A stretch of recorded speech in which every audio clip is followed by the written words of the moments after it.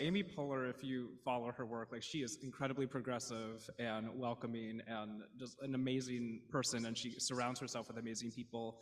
During the casting, and again, not bad intention, but I did get asked by, so part of the casting was we just had to keep meeting with lots of NBC producers who'd done stuff like The Amazing Race and Top Chef and stuff. And so you'd get asked a lot of the same questions because different people would come to you at different points in the audition process, which was about 4.5 months. And I kept getting asked, do I make ethnic food? And so I would play dumb and say, oh, I think all food is ethnic. What do you mean? And then they would sort of like squirm a little bit, and then they're like, and I'd say, if you're asking if I make Asian food, like Korean or Japanese, which is what I am, I said, then you're gonna be really disappointed. And actually I said, don't cast us. If you are looking for that kind of food, that's not, I was raised in the Midwest. I can make a casserole or a pie. You know, my mom's a Russian Jew. I can make all that stuff. My dad's from the South.